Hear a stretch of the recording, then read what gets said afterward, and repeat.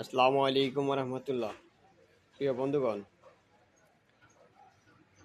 এই যে বাংলাদেশে নির্বাচনী তফসিল ঘোষণার পর যে একের পর এক বিশৃঙ্খলা তৈরির চেষ্টা এবং ওসমান হাদির উপর যে 24-এর সৈনিক ওসমান হাদির উপর যে গুলি, এর পিছনে সম্পূর্ণভাবে পরোক্ষ এবং প্রত্যক্ষভাবে ভারত জড়িত রয়েছে। এই সমস্ত সন্ত্রাসীদের লালন পালন সাবেক সন্ত্রাসীদেরকেই তারা ব্যবহার করতেছে, আমার দেশের সন্ত্রাসীদেরকে ব্যবহার করে আমার দেশের দেশপ্রেমিক নেতাদেরকে হত্যা করা হচ্ছে। তরুণ প্রজন্ম যেন মাথা উঁচু করে দাঁড়াতে না পারে, সেই জন্য তাদের ভিতরে একটা ভয় ঢুকায় দেওয়ার জন্য তারা এই ধরনের গুলিবিদ্ধ ওই সন্ত্রাসীদেরকে ব্যবহার করে তাদেরকে থামিয়ে দেওয়ার চেষ্টা করতেছে। এর পিছনে পরোক্ষ এবং প্রত্যক্ষভাবে ভারত জড়িত রয়েছে, এতে কোনো সন্দেহ নেই। কারণ হত্যাকাণ্ডের পিছনে যতগুলো হত্যাকাণ্ড হয়েছে, বেশিরভাগ শুধু একমাত্র বিএনপি দলীয়করণ ছাড়া যত রাজনৈতিক হত্যাকাণ্ড ঘটেছে তার পিছনে ভারত জড়িত রয়েছে। কারণ ভারতের বিরুদ্ধে যারাই কথা বলে তাদেরকেই ভারত দমিয়ে দেওয়ার চেষ্টা করে এভাবে হত্যার মাধ্যমে। অতএব এই হত্যার পিছনে আরও কারা দেশের ভিতরে জড়িত ছিল তাদেরকেও সুষ্ঠু তদন্তের মাধ্যমে প্রকৃত অপরাধীদেরকে অতি দ্রুত শনাক্ত করে তাদেরকে গ্রেপ্তার করুন। গ্রেপ্তার করে তাদের মাধ্যমে তদন্তের মাধ্যমে সকল অপরাধীদেরকে বের করা হোক। জনগণ তা দেখতে চায়। অতএব বাংলাদেশের আইন শৃঙ্খলা বাহিনী এবং গোয়েন্দা ডিপার্টমেন্টে অবগতির জন্য জানানো যাচ্ছে, তাদের যে দুর্বলতা রয়েছে, ভারতের অসংখ্য গোয়েন্দা অফিসার তার সাথে যুক্ত রয়েছে অতএব গোয়েন্দা অফিসারদের ভিতরে যারা জড়িত আছে তাদেরকেও শনাক্ত করা হোক।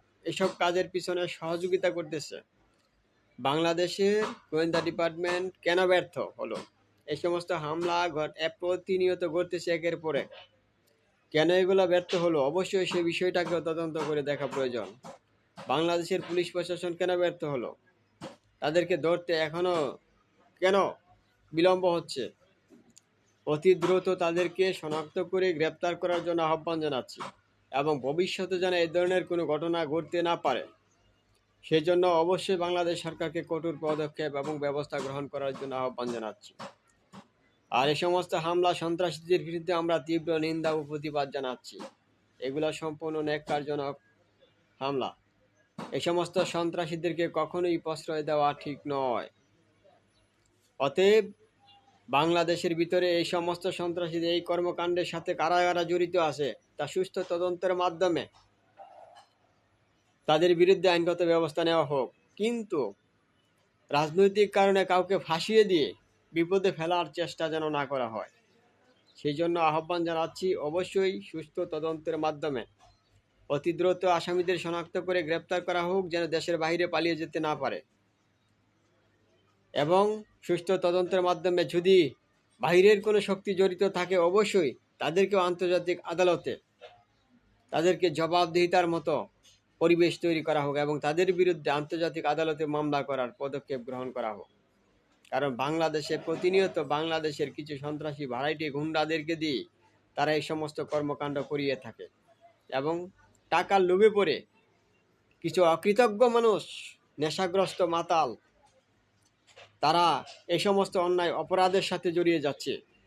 এই মাদক আসক্ত অসংখ্য লোকেরা এভাবে জড়িয়ে যাচ্ছে। অতএব তাদেরকেও যেন মাদক আসক্ত থেকে বিরক্ত রাখা যায়, সেই জন্য বাংলাদেশের আইন শৃঙ্খলা বাহিনীকে কঠোর পদক্ষেপ গ্রহণ করতে হবে এবং মাদকের প্রতি জিরো টলারেন্সে চলে যেতে হবে।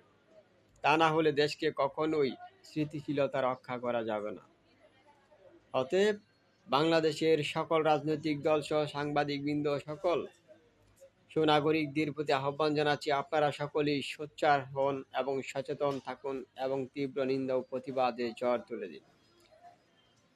যাদেরকে সন্দেহ হবে তাদের মাধ্যমে আইনের মাধ্যমে তাদের বিরুদ্ধে তদন্ত করে ব্যবস্থা গ্রহণ করার জন্য আইন শৃঙ্খলা বাহিনীর প্রতি আহ্বান জানাচ্ছি আবারও, এবং বাংলাদেশ সরকারকে কঠোর পদক্ষেপ গ্রহণ করার জন্য আহ্বান জানাচ্ছি, যাতে 12ই ফেব্রুয়ারির যে জাতীয় নির্বাচন এবং গণভোট, তাতে কোনো প্রকার কোনো ষড়যন্ত্র করে যেন নস্যাৎ করতে না পারে।